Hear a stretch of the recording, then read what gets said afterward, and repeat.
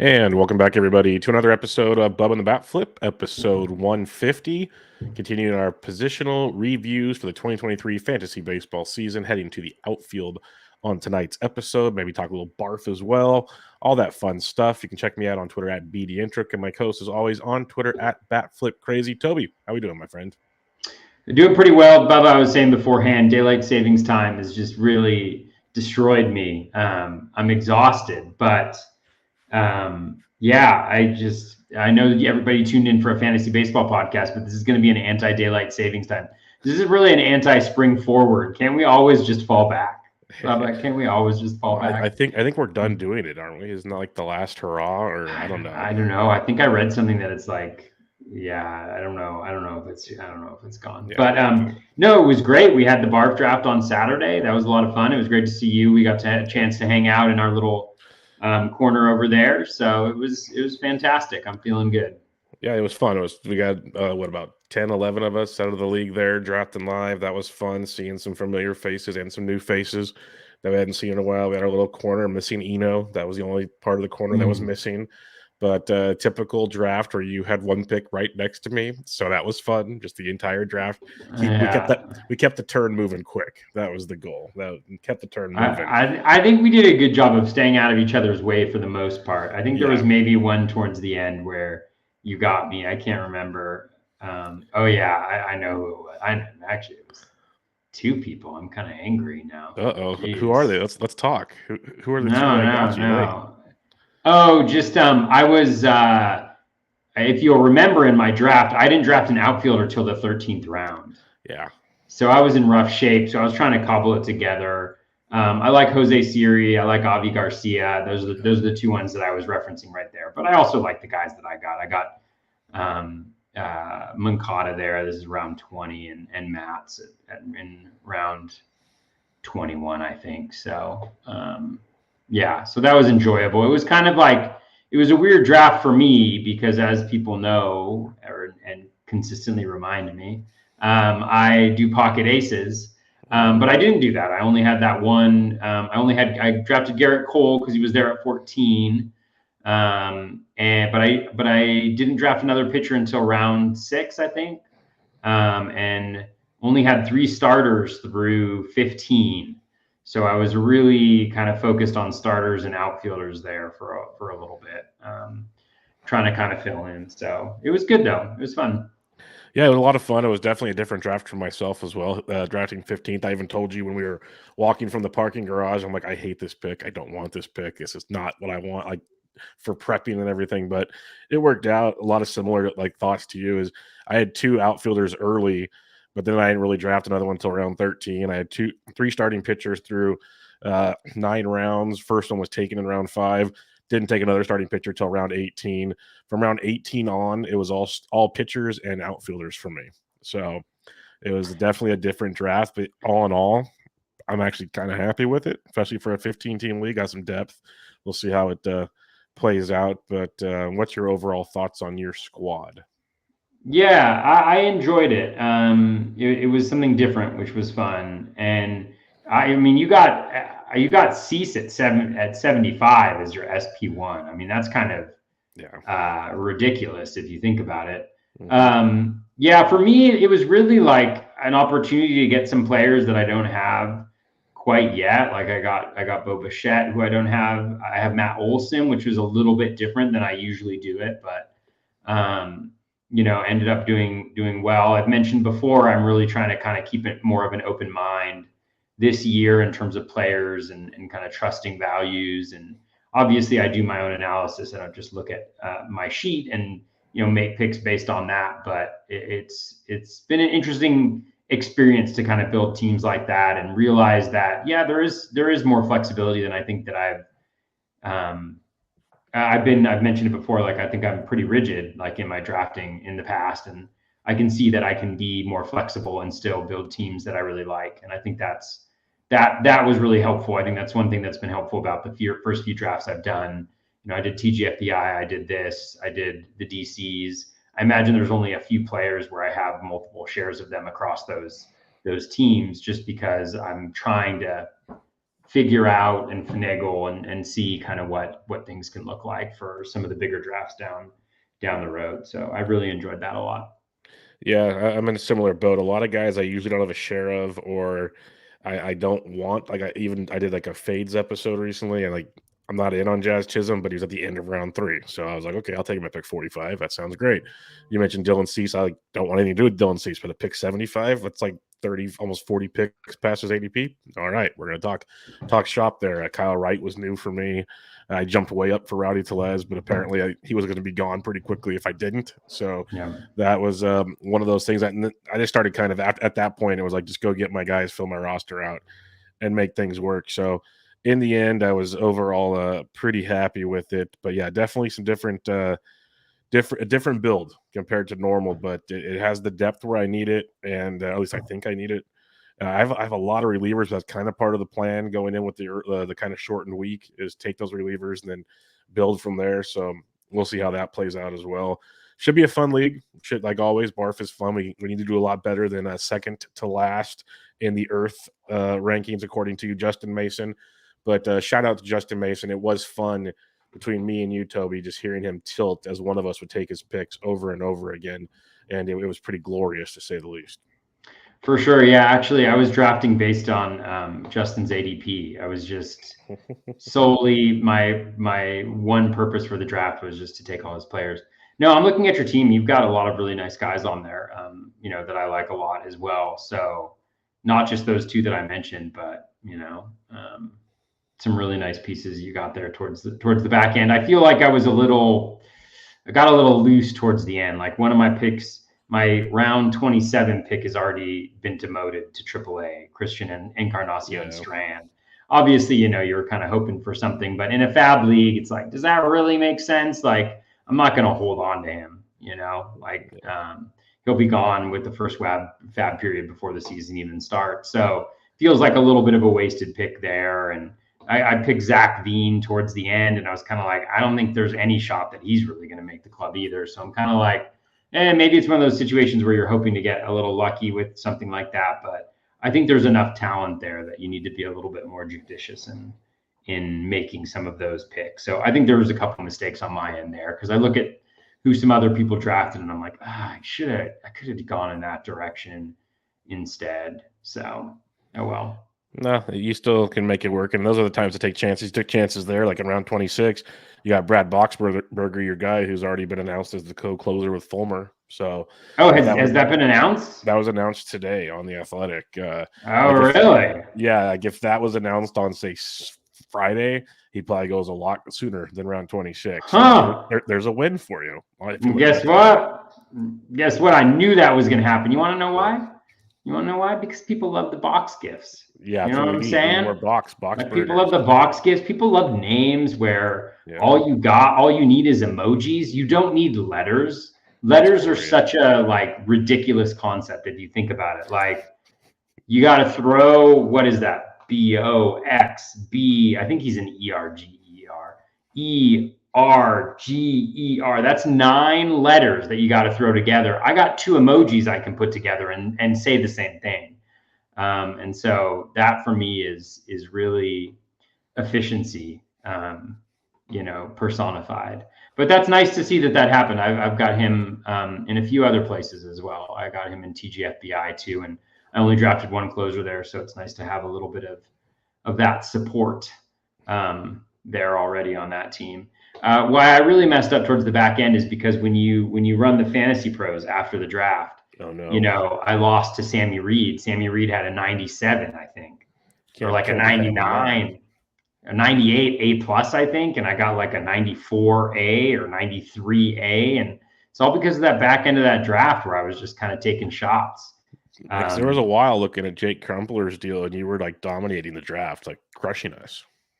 I know. It's it's quite sad when you think about it. Like, I've already lost in a way. I'm not the preseason.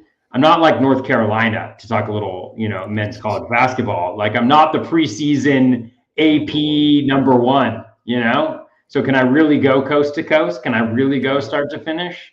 No, it's too late. Yeah. I just looked. I got a C from Fantasy Pros. I'm expected to finish 10th in our league, so that makes me feel good. Actually, I think I like things to look that direction.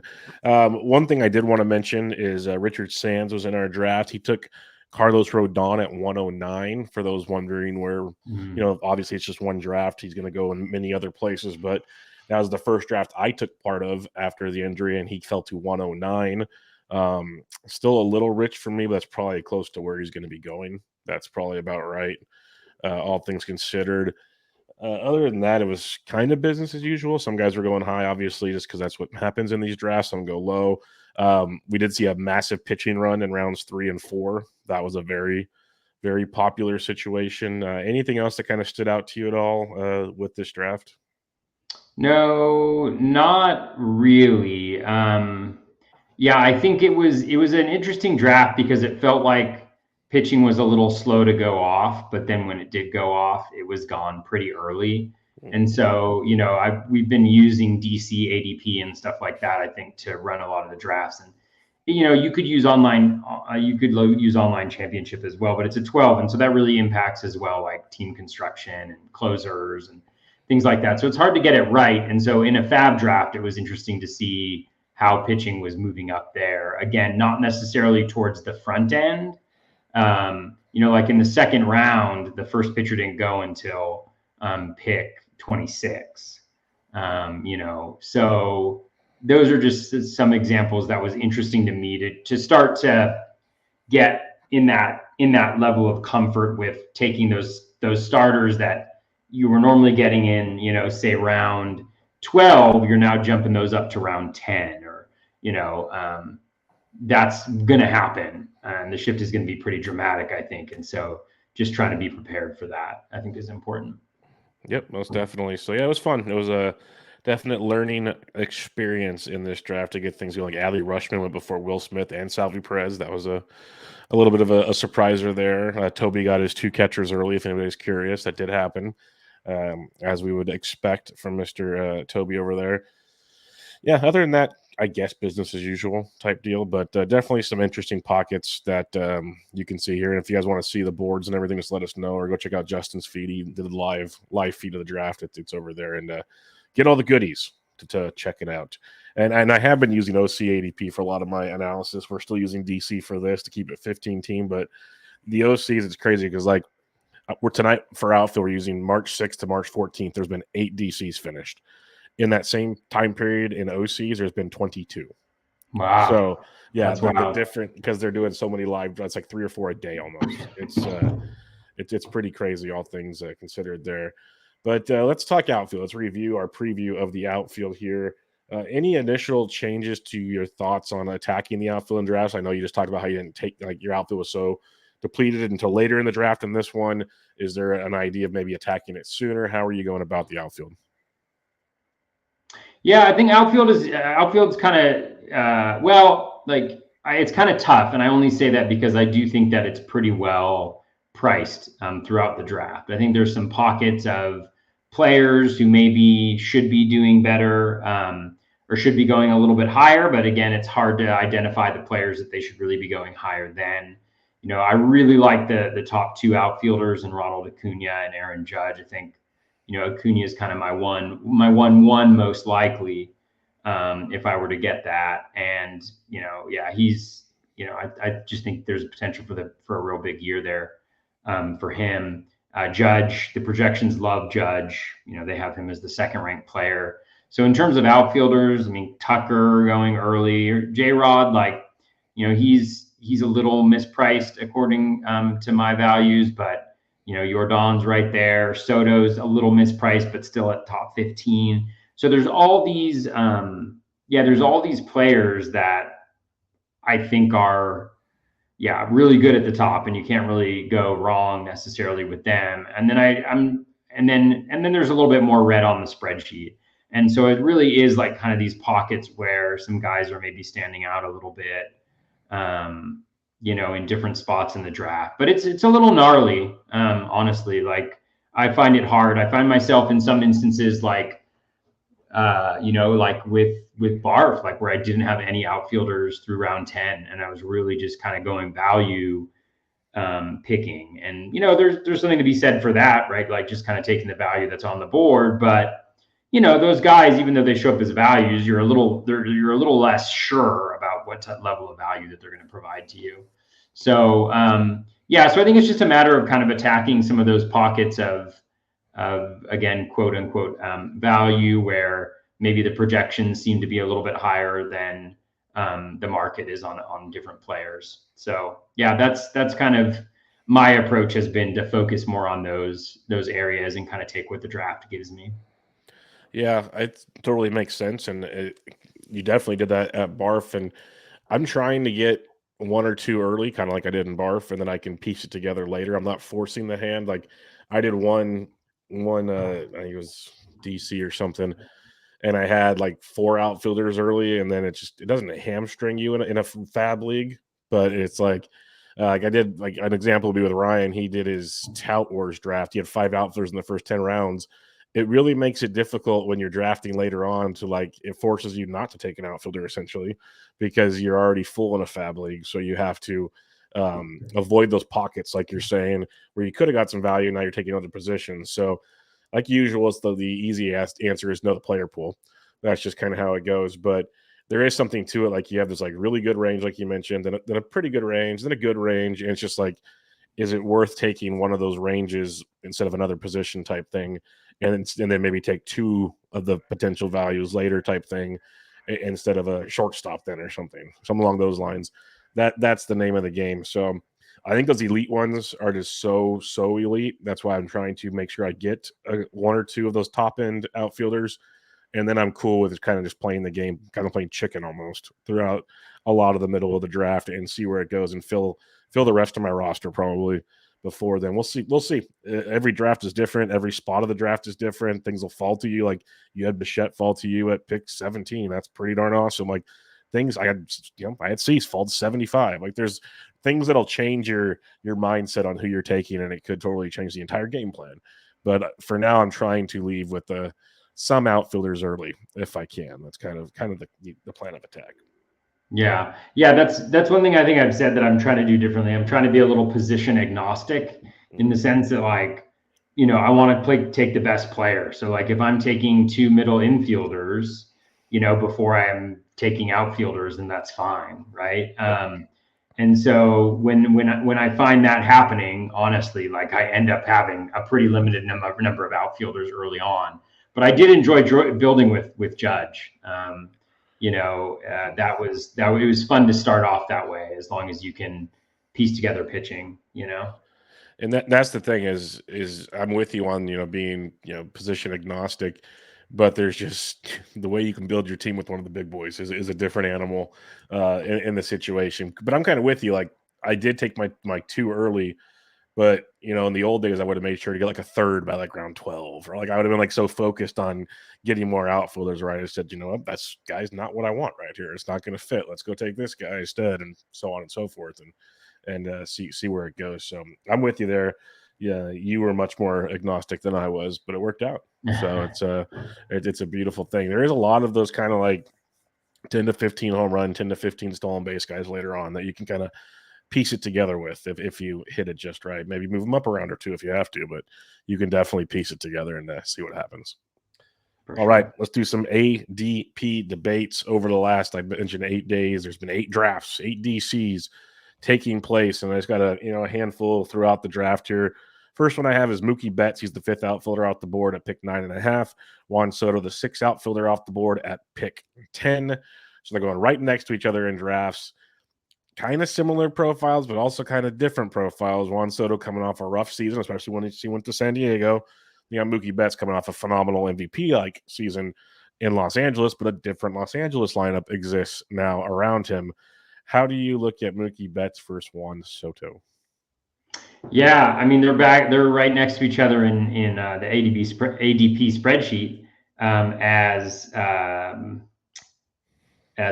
not good values early on, not guys you should be drafting. I like Betts here a lot more.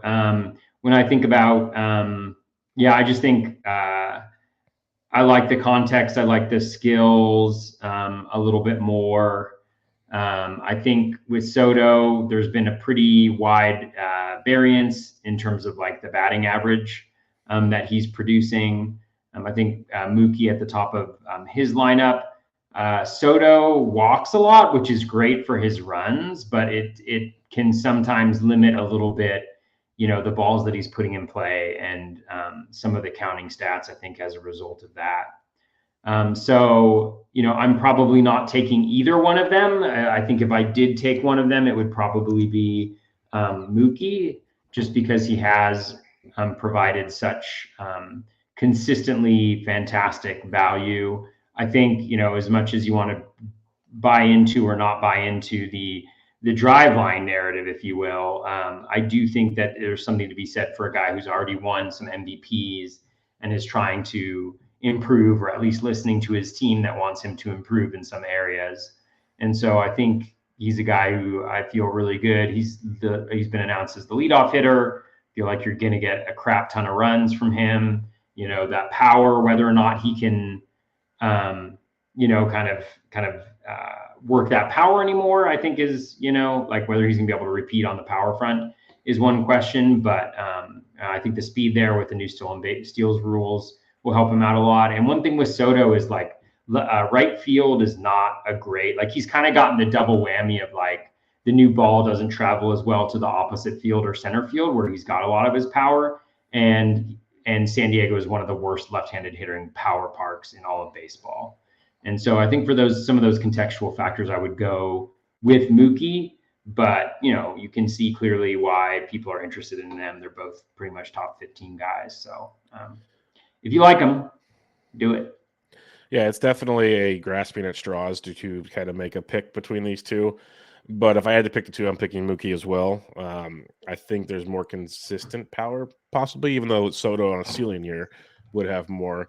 The batting average, I feel much more comfortable with Mookie. The runs scored, much more comfortable with Mookie.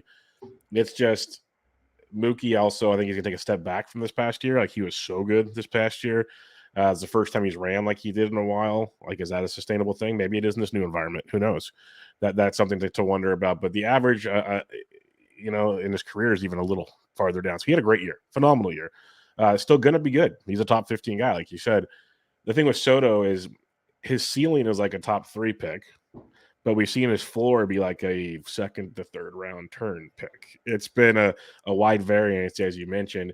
And the walks in a real life sense and an OBP sense is outstanding, but that's the biggest bugaboo I have.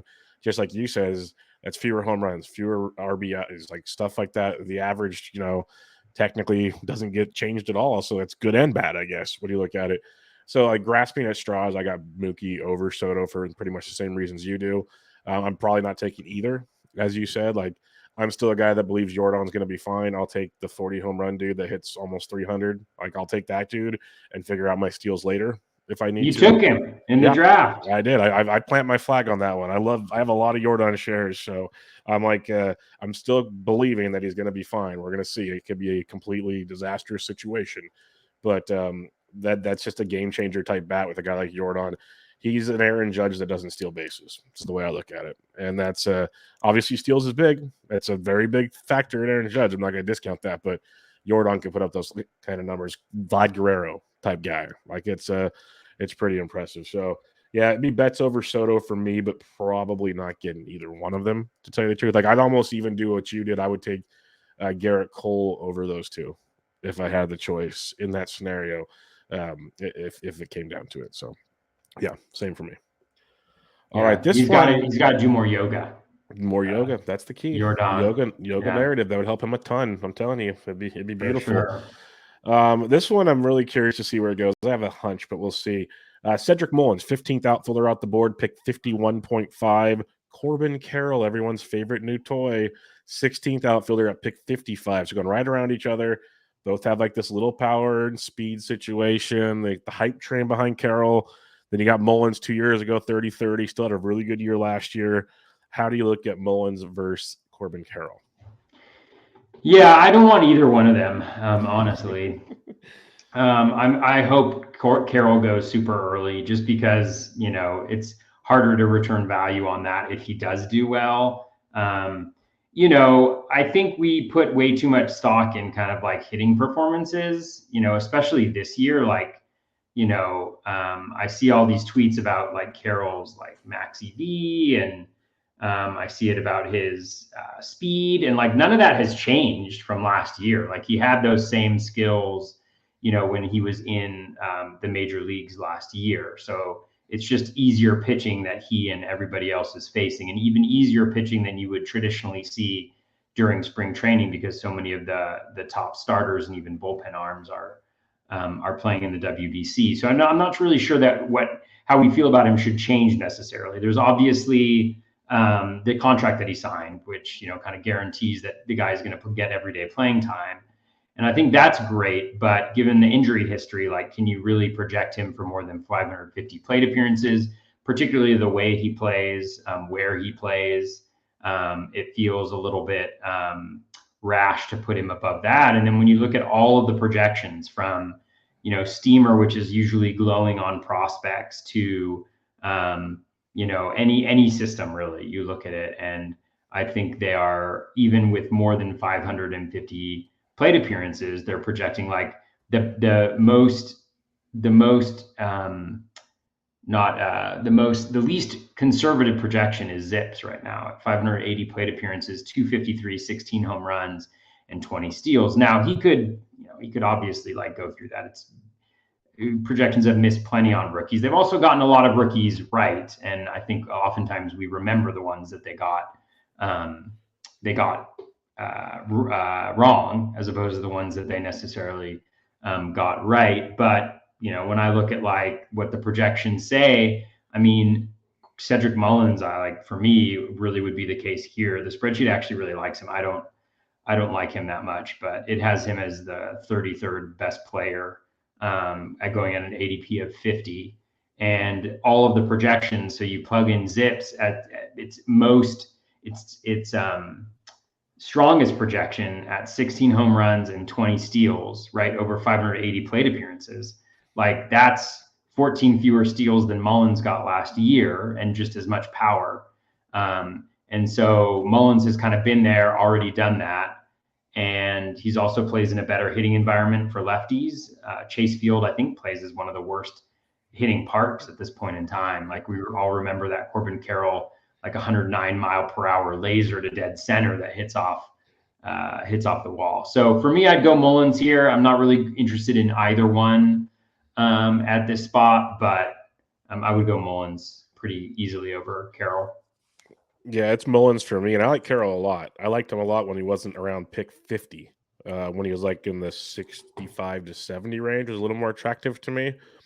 Pick 50 is tough because I've either already had Randy Rosarena early, so I don't really need to do this, or I like Ced Mullins, or I'll take Adolis Garcia a little later on. That's kind of like my three dudes where I'm trying for the power speed outfielder if you don't get one of the first ones. But I do like Cedric.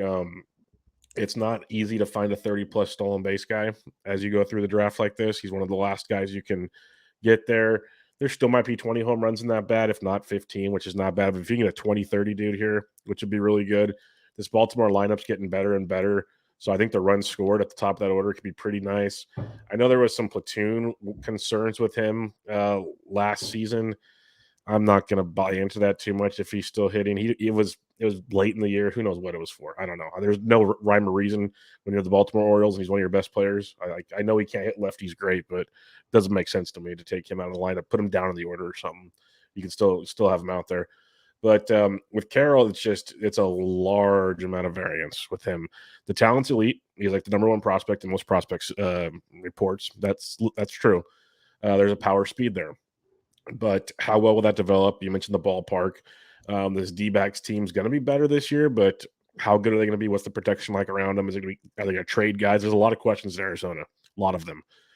So for me, I'm going with Cedric Mullins as well. Corbin Carroll could easily prove us both wrong. There's no doubt about that. He is that talented. It's just going to take a heck of a season. I think the steals will be there.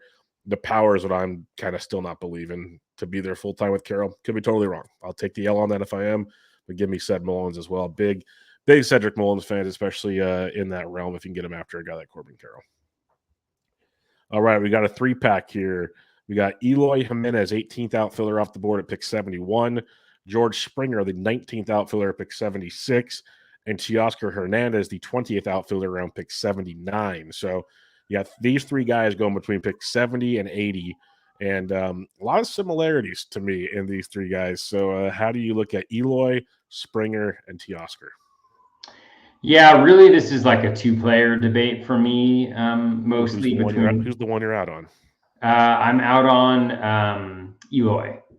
Eloy. I'm not super interested in Eloy. Obviously, we have kind of the history of injury concerns, and again, like players are not injured until they're injured. But the most plate appearances we've seen from him in a single season now is like 504, right? So like we don't even know how his body holds up over the course of a full season.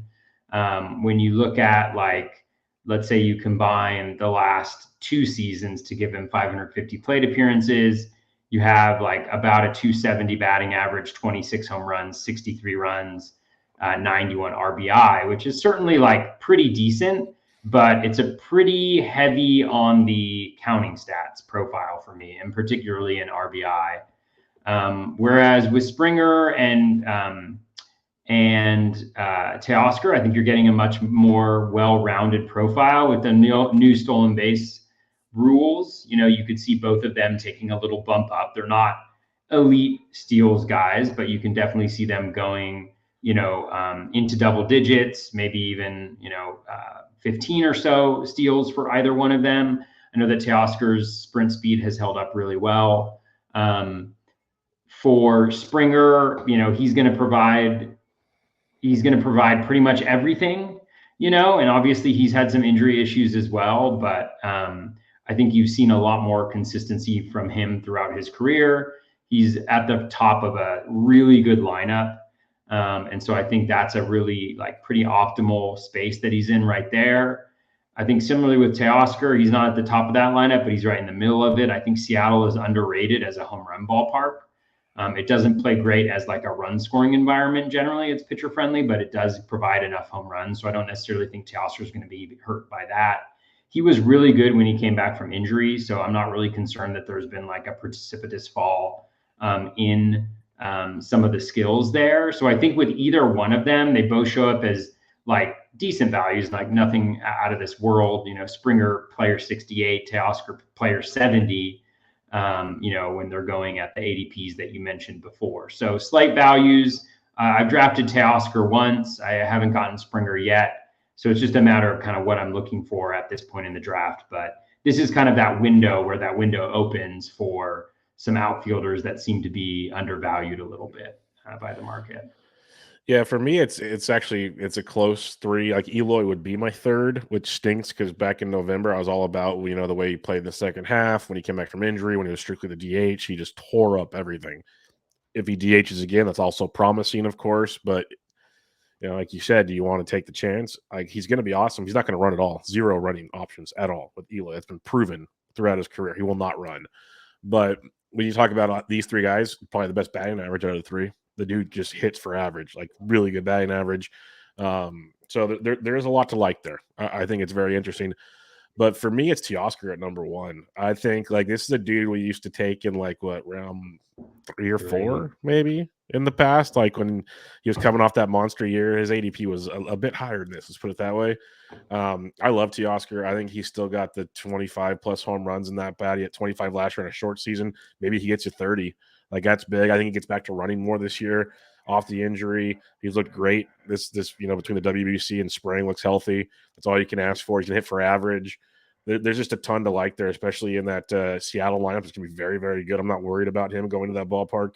We've seen guys like Mitch Haniger still hit 30 plus home runs and stuff, so I'm not worried about Teoscar having issues there. So I'm a big fan of Teoscar this year. As long as like all these guys, it's the fun part about all three. They all have injury concerns. They've all like shown the propensity to get hurt once in a while. It's like some goofy stuff. So Teoscar's one for me. Springer's two, and Springer's a guy that 25 and 14 last year was awesome. 267, pretty much hit 265 3 straight years. So that's kind of the wheelhouse he's starting to go into. It looks like. But 20 plus home runs back-to-back seasons, that works. If we can stay healthy, played 133 games last year. That's the most since 2018, though. So that's kind of a wait and see situation. But whenever he's played at least 120 games, he gets you over 20 home runs, over 5 steals. Maybe he runs even more at 14 steals last year, as I think the most is 2015. So it might be a little more than you'd want, but 25 and 10, hitting 260, not bad. I still like Teoscar over George Springer with Eloy coming in third, and that just hurts to say because I think he's legit a beast, but the lack of steals will kind of take him down for me. But yeah, Teoscar, George, Eloy for me in that order. All right, a fun one here. We got Tyler O'Neill at ADP 107, 25th outfielder. And then one of the fun new toys that everybody likes, Taylor Ward, the 26th outfielder at pick 108. It's going about a pick and a half apart right now. How do you look at Tyler O'Neill and Taylor Ward? Yeah, I lean towards O'Neill in this one for sure. It's like yoga. We need the yoga narrative again. For our buddy Tyler O'Neill. I really hope he's been doing some stretching instead of some weightlifting in the off season. But even in a bad year last year with Tyler O'Neill, you pretty much got 15-15 in a pretty considerably shortened season. So I feel like the floor is actually pretty high for him. He's a Gold Glove caliber outfielder as well, so he's providing a lot of. I think there's a lot of job security there. I think the discussion within the Cardinals, to me, seems much more like what positions our player is going to play, as opposed to whether Tyler O'Neill is going to play on a regular basis or not. So I really like him. He shows up as a really good value in the spreadsheet, which I always love to see. With Taylor Ward, he's interesting because I think he's one of the ones where I really do like him a lot. I think everybody's very clearly pointed out about how Taylor Ward, really struggled because of the injury, and before and then after, and once he felt better, he was a much better player. He's got incredibly good plate discipline. He's got really good contact skills. He makes really high quality contact. He's going to be hitting leadoff in that really nice lineup that they have there, at least top end of that lineup with the Angels. So I think he's in a position to succeed pretty considerably. So I can see why they're going pretty close to one another. I think kind of the power speed combo of O'Neill puts it in his favor for me, but I can see where people can see Ward being that guy that kind of takes that next step, and maybe with a little bit of speed with the change in the steal rules. Yeah, this one's close for me. I've been leaning Ward in drafts. I have both. I have shares of both. I like what we saw from Ward last year. Everything you mentioned, what people are talking about, his on base skills are even good. I walked over 10%, which was nice. Hitting at the top of that Angels lineup that, God forbid, Mike Trout just stays healthy for a full season. And some of these other guys, the lineup's much better than it has been in a long time. So you give me like 275-ish average with 20 plus home runs, maybe 25 plus homers, and maybe he runs into 10 stolen bases. I love that from Taylor Ward. I think that's a really possible situation for him. The flip side, you mentioned with Tyler O'Neill, year removed from 34, 15, and 286. That's outstanding. Watching the batting average drop last year like 5%, and the walk rate jump like almost 3% from 2021 is promising. The injuries are just horrible. Still 14 bags, like you mentioned, which was nice. I guess the biggest concern I have with O'Neill, and it's probably just petty concern, but there's a lot of outfielders in St. Louis right now. A lot of outfielders in St. Louis. Like, the fact he's even competing for a job, I know he's playing for Canada right now in the WBC, but like they're saying center field's up to him and Carlson. Like, are we really talking about that? Is that really an option? Like, how is Carlson platooning with anybody named Tyler O'Neill? So that's crazy to me. I like them both. I'm gonna lean Ward in this one, but like I said, I have shares of both. I can see the arguments for both, but give me Taylor Ward. I guess if you want to believe O'Neill's healthy, this is way too low of a pick for him, like you're saying. I'm with you there. Like, it's way too low. If he plays a full season healthy, you're going to get crazy value at this spot. But I'll take Taylor Ward and just, hope for the best. The next one here, we got two leadoff bats, or top of the order bats potentially. Stephen Kwan, the 28th outfielder at pick 117.5. Jake McCarthy, the 29th outfielder at 119.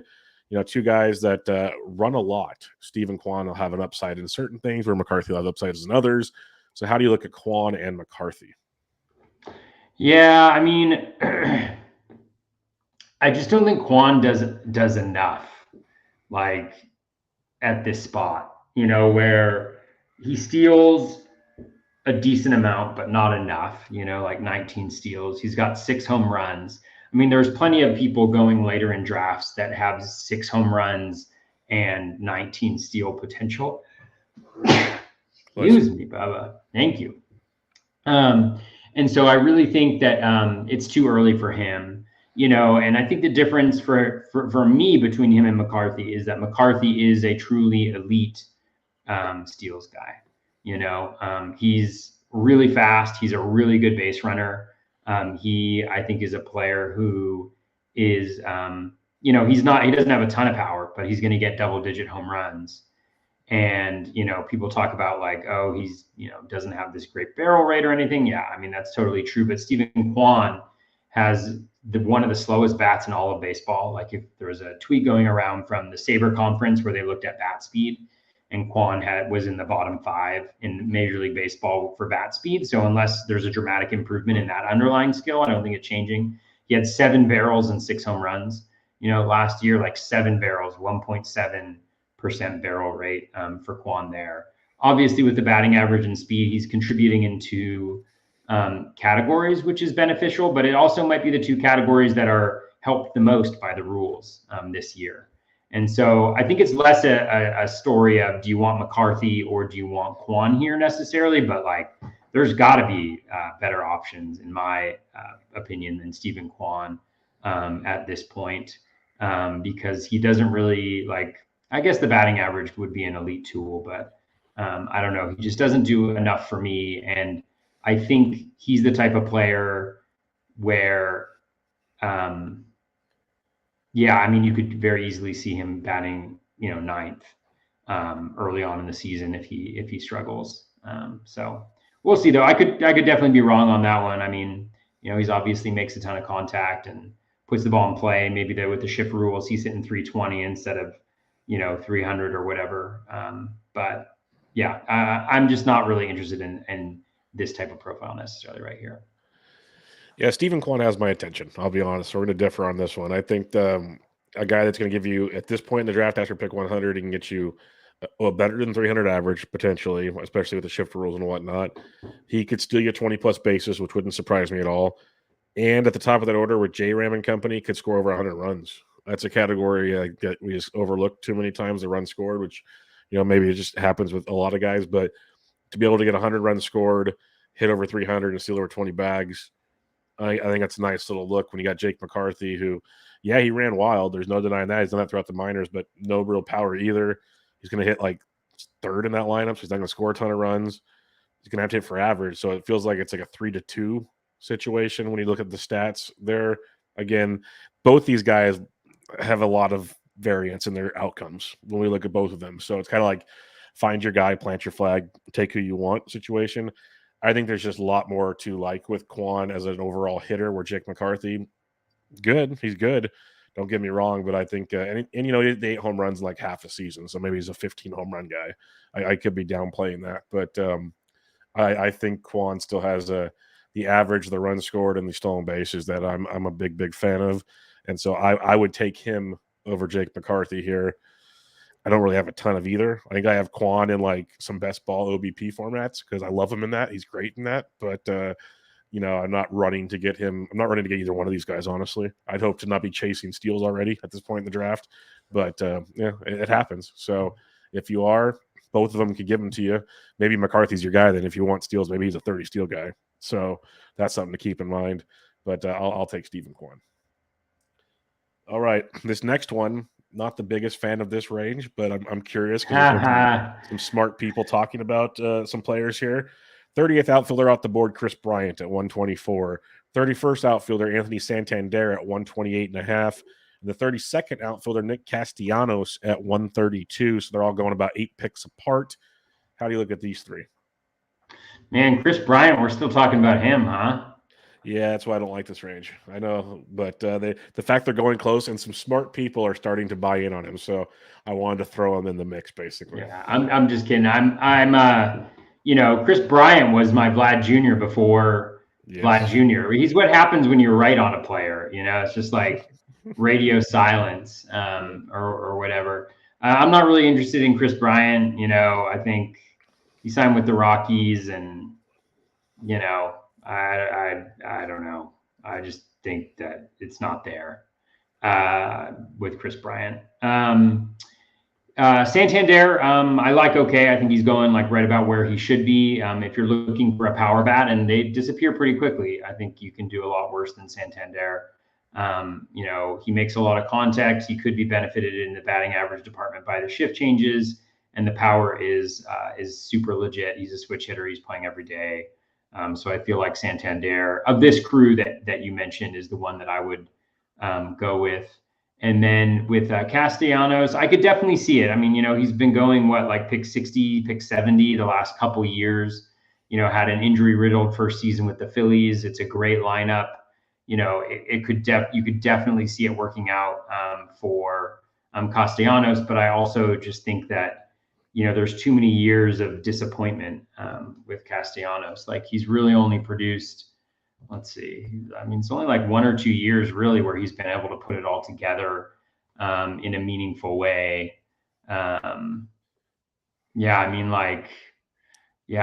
Cincinnati, like that Cincinnati year, he had a monster year, and then the 2019 year as well with the bouncy ball, was great for him too. I guess 27 and 2018 were all right with Detroit as well, but the ball is a different story. He really benefited from that Cincinnati Reds stadium, from Great American Small Park. I think we talked about that actually last year in our analysis. We were highlighting the fact that so many of his home runs came at Great American Small Park. I'm not really interested in him there. The spreadsheet doesn't really like him either. So that's enough for me to kind of stay away from him. So I'd go Santander here, but honestly, not generally going after an outfielder at this point. Yeah, we're on the same boat here. Santander would be my dude because at this point, you got a big time power bat, as you mentioned. There's a few others. There's like the Renfros, the Stantons, some of these guys still out there, but Santander is a legit power bat. We saw the moonshot live when we were drafting that he hit off of Sandy Alcantara, which was beautiful to see. Like it doesn't count for our stats, but it was fun to watch. I do like Santander if you do need the power there. Casty would be my number 2. It hurts me because I think I have 0 shares of Casty, and I could see him bouncing back because Great American Small Park is the bandbox, but Citizens Bank is not that great either. Like it's a good hitter's park as well, and it just feels like the first year in Philly, the injuries, let's bounce back and get good. Still a great lineup to hit in. Wouldn't be shocked if he gets back to like 25 home runs in that ballpark, and at that point, that means he's hitting for average, driving in runs, scoring runs. It's a good value, I think. It's just, will he do it? Here's the question. And yes, no Chris Bryant for me. That's just a token thing. If he does it, congratulations. Otherwise, I'm good. So yeah, Santander, Casty be the 2 I'd be looking at. Last set of ADP debates I have here, because we don't want to go all night on these. Masataka Yoshida at pick 206 and Andrew Benintendi at pick 208. To me, there's a lot of similarities potentially here, but I wanted to get your thoughts on this. So how do you see Yoshida versus Benintendi? Yeah, I mean, I think it's a matter of the team construction and risk tolerance. With Yoshida, it looks like the projections think the batting average is going to be there. He's got really great plate skills. He's playing great in the WBC, although it's a little bit challenging right now with just the differing levels of competition that people are facing. I think it's similar to spring training.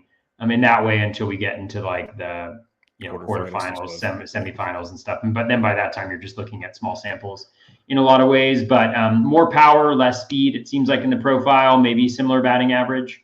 Whereas with Benintendi, you have, questions obviously about the power potential.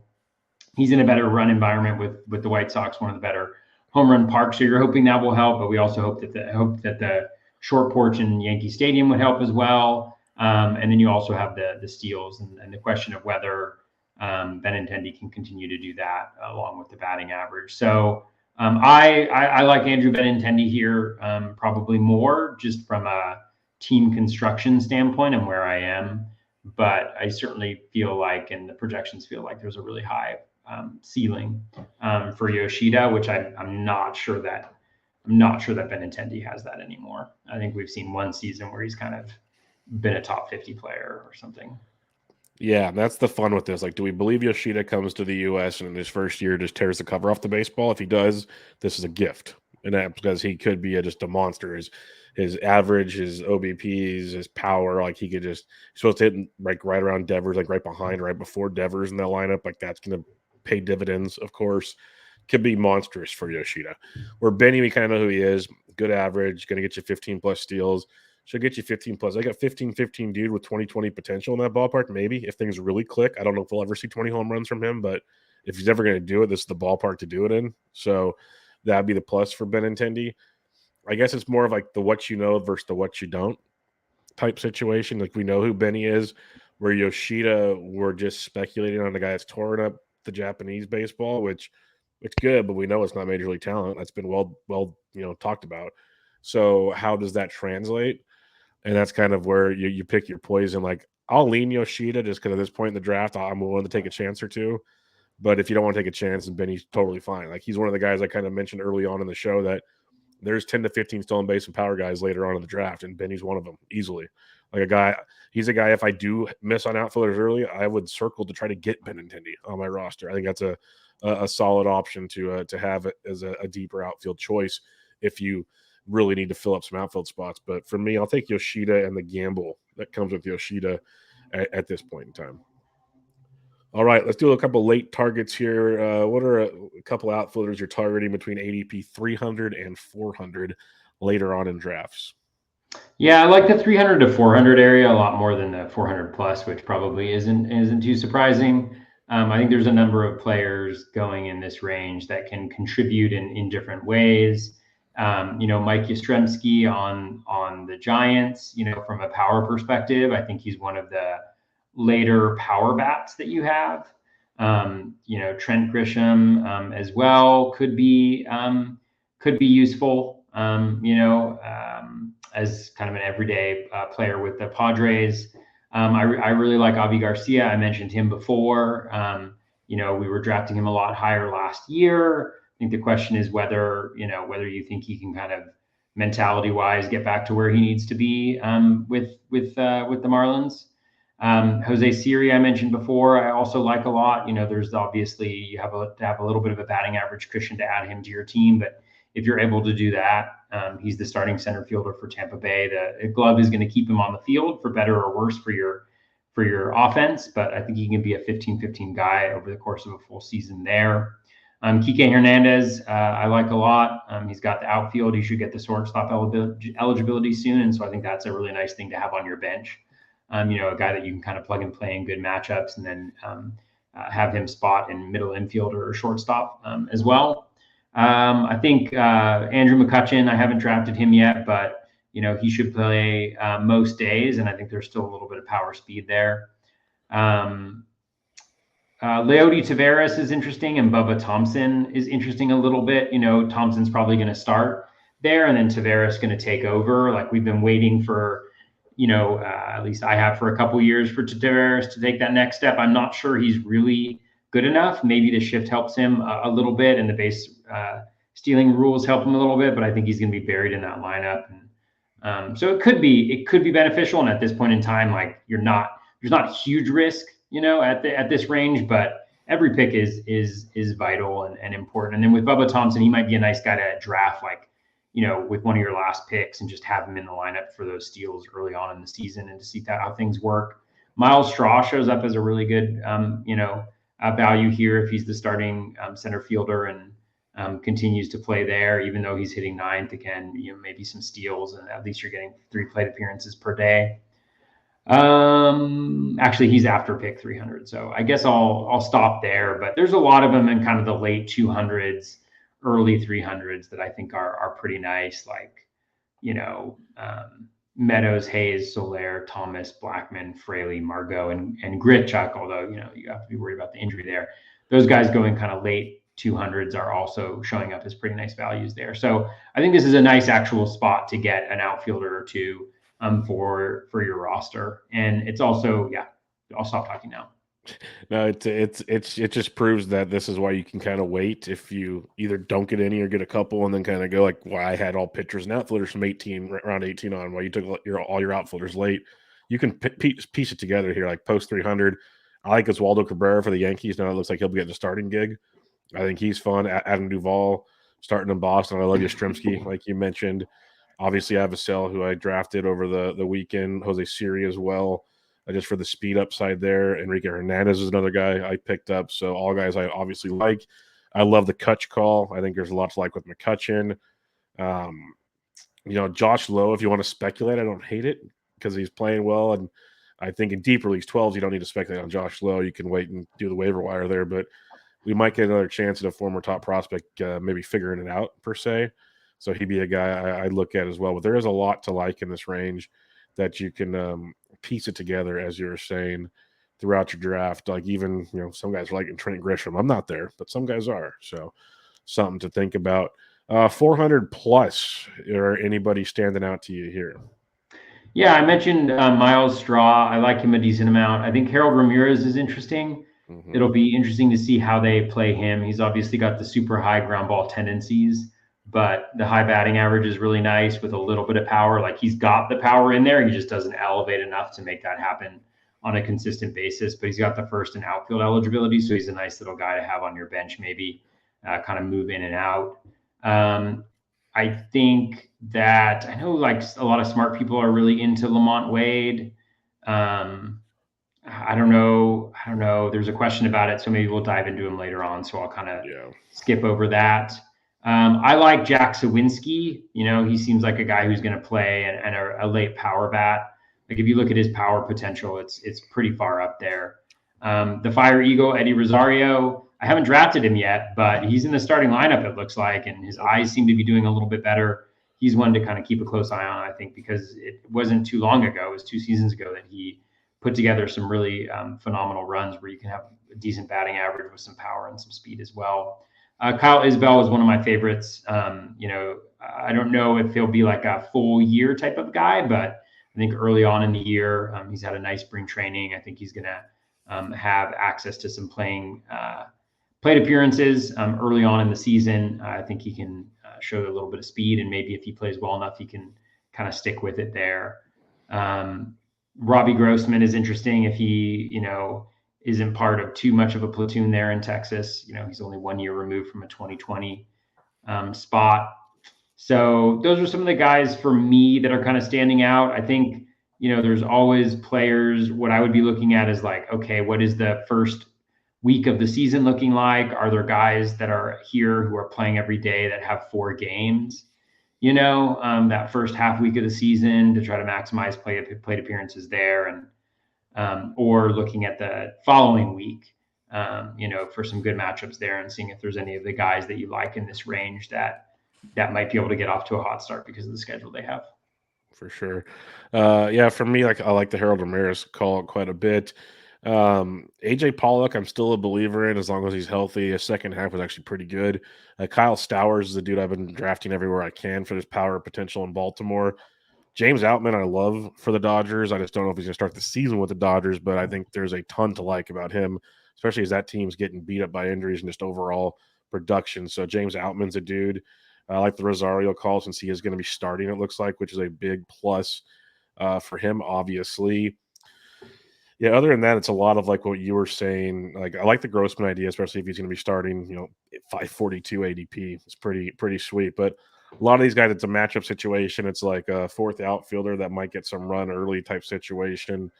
Keep an eye on them. But I like to have maybe only need like one guy after ADP 400, like maybe none. Maybe these are bench bats. That'd be ideal as you head into the deep parts of your draft. All right, we got some listener questions. You guys came through with a handful of them this week, which is very, very nice and always appreciated. So let's kick it off with our friend Shelly V. Late round outfielders: Alec Thomas, TJ Friedel, Avisel Garcia, Bubba Thompson, and Nolan Jones. Who are you out on, and who do you love? Is this a group worth the trouble, Toby?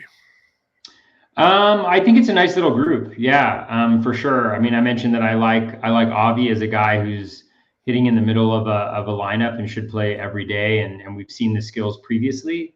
There's always question marks with all of these guys, but he's a nice one. I mentioned Bubba Thompson as kind of an early season guy going for steals while Tavares is out. And again, you never know what is going to happen after that. Nolan Jones, not really. Like the swing and miss is pretty substantial. And then I think, yeah, I'm not. I don't think so with Nolan Jones, but I could be wrong if he gets like the starting third base job with Ryan McMahon moving over to second or something like that. It's wild that Mike Moustakas got a job on that team. So I think there are questions there. Who did I miss? There's Alec Thomas and TJ Friedel. Yeah, I think they're both really interesting. I mean, man, Great American Small Park is an elite place to play with. I don't know how to pronounce his name. Friedel. Friedel. Yeah, Friedel. Yeah. He's got the power, a little bit of power, a little bit of speed, a little bit of batting average in a great ballpark. I don't think you can really improve too much on that situationally. Like there's the platoon issues, obviously, which you need to account for, which I think is always challenging when a guy isn't like super skilled. Like he's going close enough to Jake Fraley, and I think Jake Fraley is just a much better player, a much better hitter than he is. So I think it's hard to see. I think that's a major question for me there. And then who was the last one? Sorry, Alec Thomas. And then Alec Thomas. I mean, if he hits, he's been hitting leadoff, right? Like that's what the talk of the town is. Is that am I correct? Yeah. So if he's hitting, Roster Resource now has Corbin Carroll up there. I think I don't know if he has. I think the thing for me last year when he came up was I just wasn't quite sure if he was good enough at anything, right? It's kind of like you look at the profile and it's like even last year he had 400 plate appearances, 8 home runs, 4 steals, 231. The batting average should be better with that K rate. Like I think the BABIP's going to improve probably, this year. So the average will go up.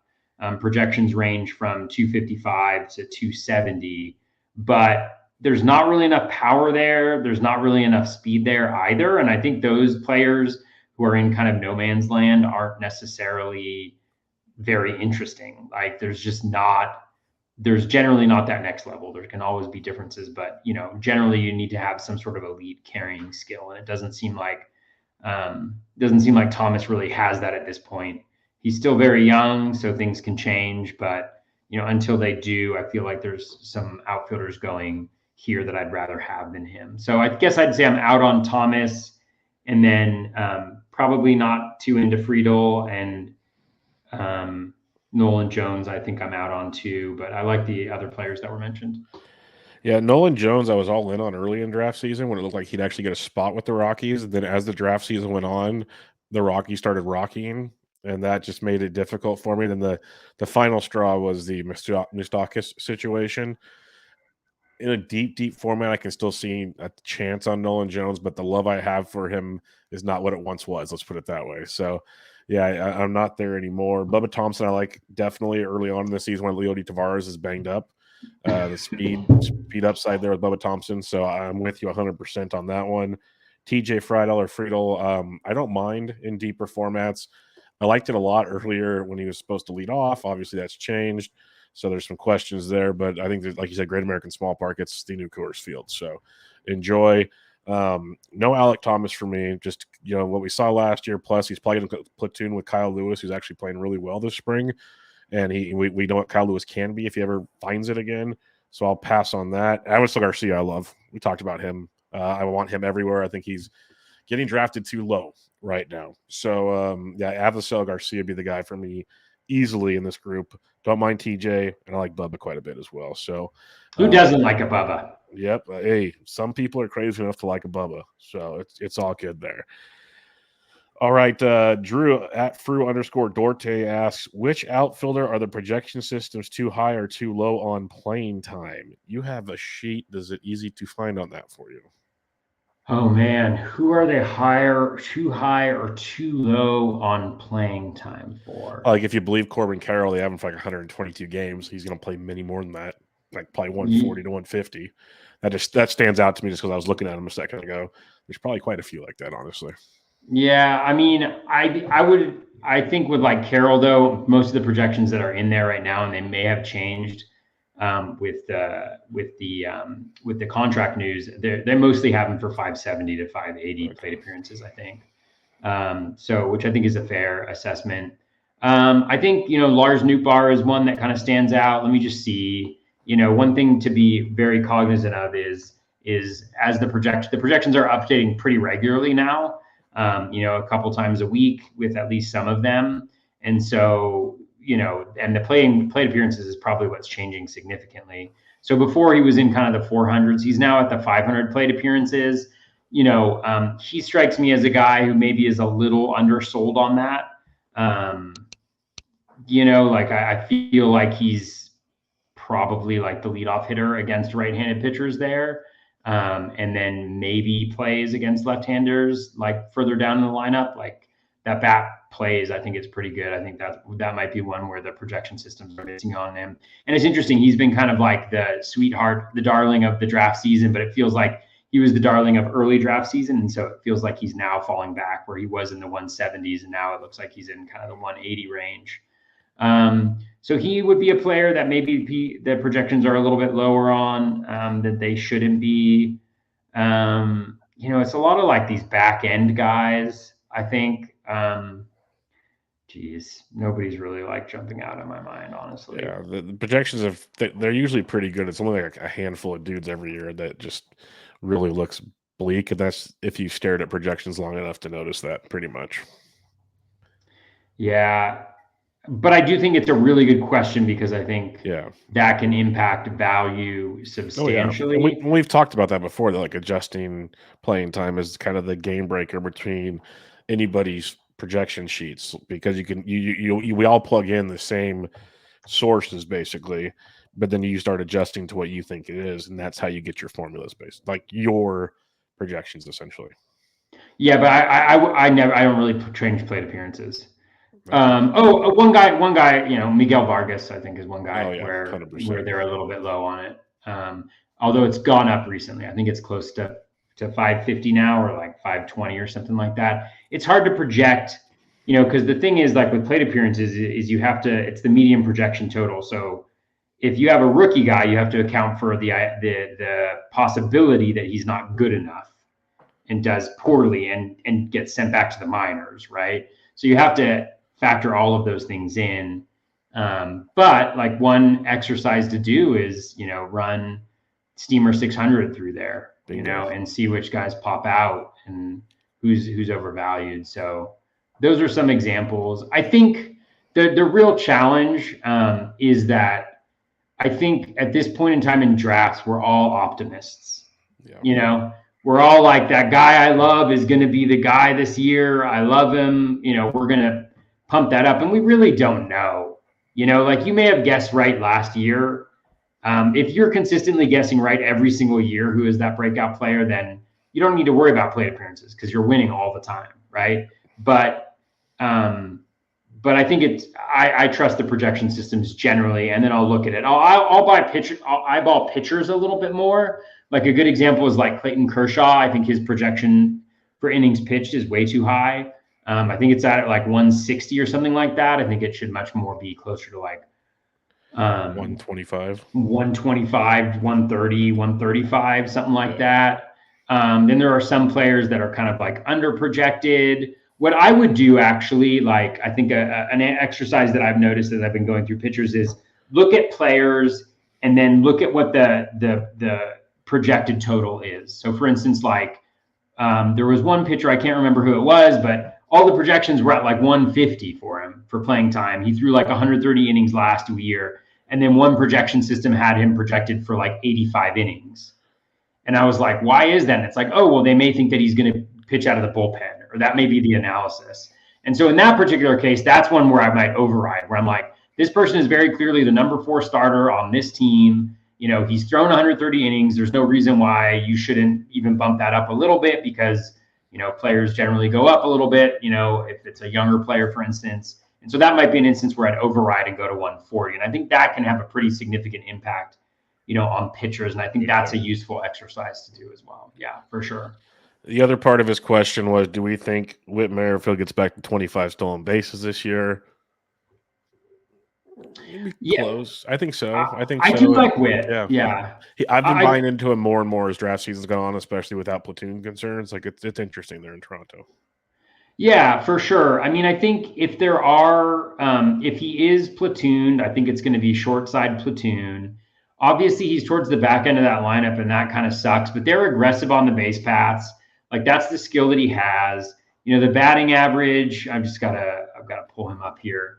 The batting average last year was, I think, pretty low. You know, I think the BABIP was much lower than it's typically been. Um, you know, I just think that I think he'll be fine. And the risk is low enough, right? Like last year, he got 550 plate appearances and he wasn't playing that much down the stretch, right?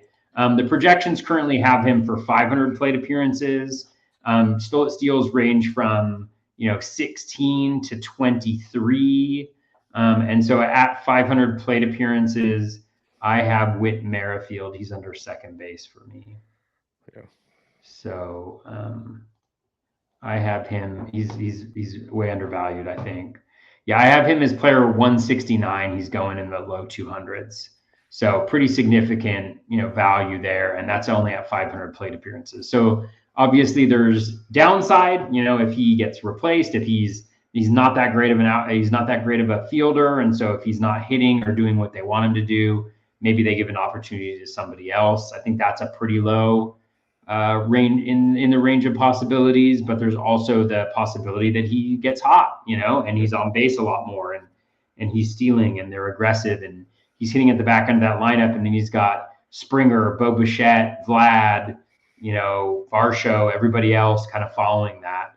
And so I think there's a wide range of potential outcomes, and that's why he's at 500 plate appearances, but still a pretty significant value there. So I do like him. Yeah, I'm starting to like him quite a bit. I could see 25 steals. I think the biggest concern for me is he's like 34. So he's getting old. Like, when does that clock finally tick, strike midnight situation? But I'll take my chances. I think there's a lot to like there. And, what's to say he couldn't get 550 to 600 at bats when he plays every day again? Like, it could be fun. So I think it's definitely an option. Andy Splinter says super late outfielders. Brian Anderson, he had an 8% blast rate in the second half, and Matt Vierling, a power speed combo that could be in for more playing time. Vierling got traded to Detroit in the Gregory Soto deal to Philadelphia. So what are your thoughts on Brian Anderson, who you're usually a big fan of, and Matt Vierling? Yeah, I am usually a fan of Anderson. I just want to know like where he's going to be playing on a consistent basis.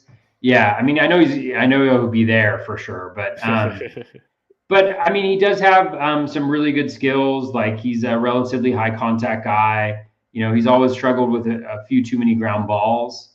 But in the new landscape, maybe that's going to benefit his batting average a little bit. He's just one of those players that you're like waiting for him to make that one change that can really, really help him out a lot.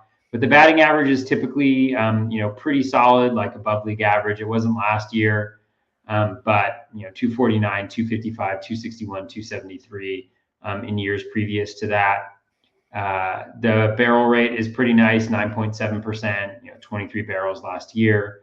Max EV is decent, and he's getting out of that ballpark. So he also can be shifted around the ballpark a little bit. So I think those are some opportunities for him. I don't mind that at all. Was there another player in the question? Matt Vierling with the Detroit Tigers. Vierling. Yeah, I generally like Vierling. I have him on my on a dynasty team. I was all over him last year. It looks like he's going to get pretty consistent playing time there.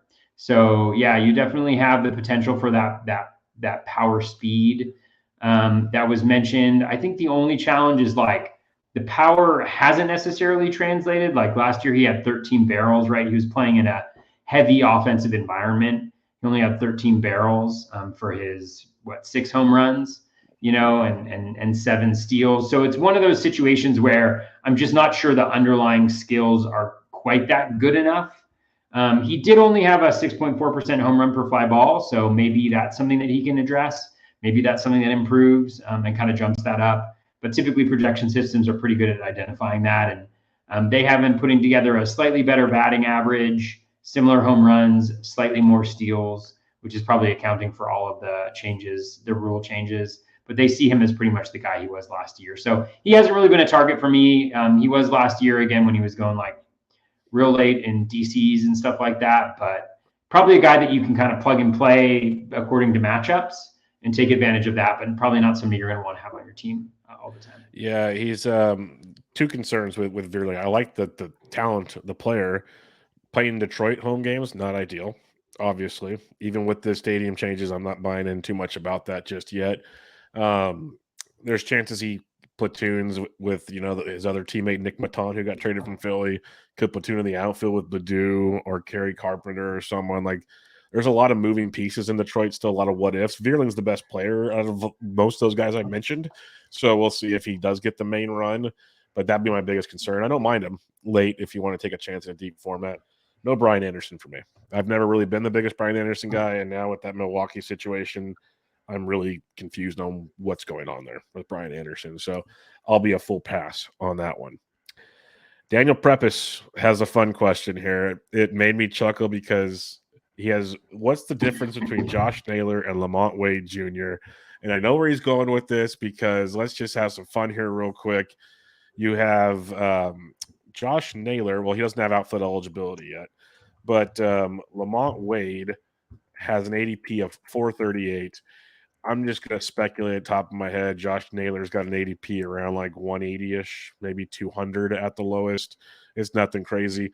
So it's a big gap between the two. So I'll let you have the floor, Toby. What's your difference between Naylor and Lamont Wade before I give my Giants biasy? I think there's a pretty substantial difference between them. I think, projection wise, there's about 30 points of batting average between Lamont Wade and Josh Naylor. I'm not convinced that Josh Naylor is going to be platooned. I think it's pretty clear that, the kind of peak for Lamont Wade Jr. is being platooned. So I think there's that. I think that, Lamont Wade has a higher barrel rate, but I think Josh Naylor probably has more power potential than Lamont Wade Jr. because Lamont Wade Jr. Doesn't put the ball in play as much as Josh Naylor does, even though not Josh Naylor struggles a little bit with like a high ground ball rate. So I honestly don't see them being equivalent whatsoever. But I may be a low person on Lamont Wade Jr. I know like some really smart people are into him, so maybe he can replicate that 381 plate appearances, 253, 18 homers and 6 steals with the dead end ball. Yeah, what I'll say about Lamont Wade is I like the upside of Lamont Wade, but playing time is going to crush Lamont Wade. He is going to be a platoon player. He has to stay healthy. He didn't stay healthy last year. There's a lot of things kind of going against Lamont Wade. He's fun. It's interesting, but I think he's probably a mix between 2021 and 2022. So maybe like like projections have him around 230. I could see 235, 240 is what I was thinking on a good year. 15 home runs, maybe. Like, it's cool. It's not bad for his ADP if you can play the matchups, but he's tough to put in your lineup. Or Josh Naylor, I know I'm biased here, but I love Josh Naylor. I've been big on Josh Naylor for a long time. I loved him last year. 20 homers, 256 in 122 games. He's not going to get platooned a ton. They flat out said that even when they got Josh Bell. Like, they want him in the outfield. They want him at first base. They want him at DH. They want to keep him in the lineup whenever they can keep Josh Naylor in the lineup. So I still think 130 plus, maybe 140 plus games are in the bag. Some other 20 home runs. Counting stats will be good. It's if you just want to be simple about it, it's playing time. Playing time, Naylor will crush Lamont Wade Jr. And just in that alone, the counting stats will come. And like Toby mentioned, the batting average will be much different. That's just not who Wade is. Wade is not a batting average guy. If he changed that, awesome as a Giants fan. Big fan of that. I'll believe it when I see it, is what it comes down to with Lamont Wade. So, like, I think Justin Mason said it on a Giants preview I did with him. Lamont Wade's great if you only count his stats from the 8th inning on. That's when he's great. That's when he shows up. He's called Late Night Lamont is what his nickname is. So, yeah, problem is we count the first 7 innings too. All right, a couple more questions here. Steve Brunn says, thoughts on Tyler O'Neill and playing time risk? We kind of hit on that earlier. You're on Tyler. My only concern is the playing time with Tyler. So I think we kind of hit on that already, actually. And then we have 2 questions in the chat I want to get to real quick here. One from Uncle Ted was, let me scroll and find it. Just because I know my answer, and it's one I've asked many people. Annalise Garcia, or Randy Rosarena, or Cedric Mullins. How do you look at those Oh, two? Randy Rosarena, easy. It's not even Yeah. close to me. Yeah, it's Randy and then Annalise and then Mullins for me. Yeah, that's the way I look at it. So we'll see how that goes. And then the other question we have here, it's non-fantasy baseball. I don't know if you pay attention to college basketball, but our buddy Britton Allen says, who is in y'all's Final Four and winning the NCAA bracket?